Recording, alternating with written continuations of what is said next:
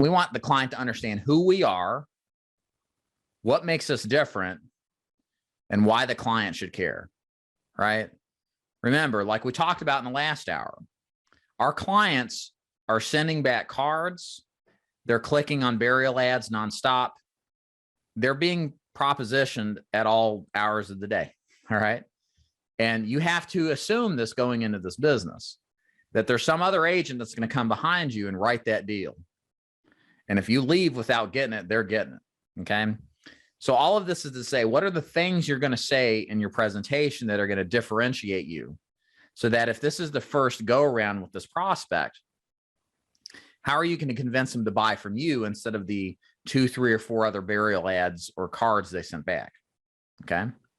So one of the strategies that is integrated into the script is introducing ourselves.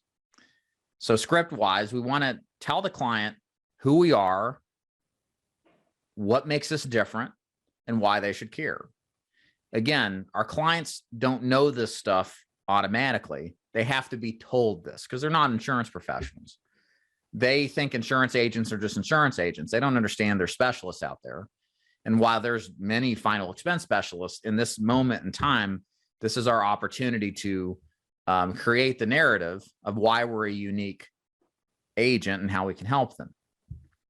So script wise, it needs to sound something like this. So now that I know a little bit more about yourself, Mrs. Prospect, let me tell you about myself. My name is David Duford. I'm a licensed life insurance agent in Tennessee. I have been since 2011. I've helped over 1,500 people with their life insurance needs since I first started in the business many years ago. And what makes me different, Mrs. Prospect, is I'm what's known as a broker. Do you know how that works? Yeah. So what I do that not a lot of other agents do is I shop around for you. I'm not married to like just guys, right? I have access to all the major companies. And what this means for you, the benefit to you, is that I do all the work finding which companies are going to be the best combination of price and coverage. In other words, my job is to get you the best bang for your buck so you get the best policy at the most competitively priced that we can find it at. Does that make sense? Perfect. So what does that do? That solidifies in the mind of a prospect who is either a buyer or kind of confused, don't know what they want. When they listen to what I just said, this clears the air. It's straight down the middle about who I am, why I'm there, and what benefits I provide. I specialize in helping people with final expense coverage. Okay, I'm a broker. I shop around to find the best deal, right? All of this stuff does a powerful job of encouraging the client that you're an expert in your field, that you have the authority to help them make these decisions, and that you can be trusted, and that you set yourself up as different from the other guy. Okay. This scripting needs to be perfected. This really matters, especially in a world where you're not the only guy in town. There are other agents out there. They're talking to your prospects. They're going to talk to them eventually. So what are the steps you're going to make to close them today, but not just close them, but keep them? Part of that is making sure that you're known to be an expert. Everybody wants to deal with what? Experts, not generalists, experts, specialists. Okay. Any questions on that?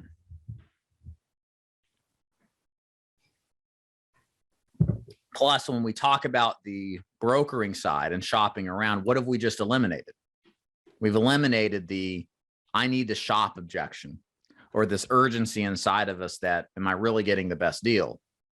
When you say from the beginning that I am your best deal because I find the best deals, it's an added value to the client.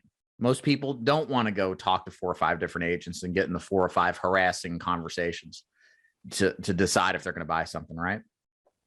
So you want to make sure that we overcome that right away. And this scripting, not even objection rebuttal, overcomes it before it even becomes an issue. Okay. So I got a question for you. This is good to handle here. Mom says, cremate me. Flip the switch. Folgers can. Daughter says, ain't going to happen. We're going to bury you. How they go plays an impact, right, on how much coverage you get, right? Because there's a price difference. How do you handle this? Anybody thoughts on this? I'm going to move on with the burial. because there's going to be, let me talk to my daughter later, objection coming on. Yeah. Okay. Tracy, hey, Tracy, go with the daughter advice. Right. Here's how I frame it. And I want the client to admit this. When I say, okay, so you're kind of stuck between a rock and a hard place, right? Is that what you're saying, Mr. Prospect? Yeah. So let me ask you a question. If you died today, what would your daughter do? Yeah, she'd bury me. Okay. Well, then let's do this. Let's move forward with what it costs to bury you, because guess what? Cremation's less. So anytime you get a burial plan, it's also going to cremate you, right?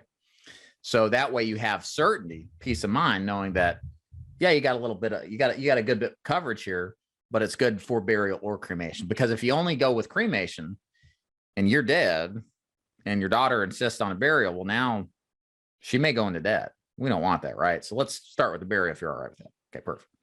So that overcomes that objection. I think somebody mentioned, maybe you, John, we don't have to worry about that. Let me talk with my daughter and I'll figure out if it's a burial or cremation. No, make that decision now. Sometimes you'll hear this in the form of, well, I don't really know what I want. And then the response to that is, so, okay, no problem. A lot of people I talk to are in the same position. So let me ask you this way. If you died today, said you got a son or daughter? Son. Okay, you got a son. What would your son do about burial or cremation? Oh, hell, he'd probably bury me. So a lot of times you hear a lot of certainty when you follow up with that, what would your kid do question? And then you take it and run with it in the same way I've described and say, okay, well, let's go with it based off of that, because you know you could always get buried or always get cremated with a burial plan anyway. And at the end of the day, it's just money in your beneficiary's pocket. And a burial is always going to be more expensive than cremation. So you always have enough if you got enough for burials. That makes sense.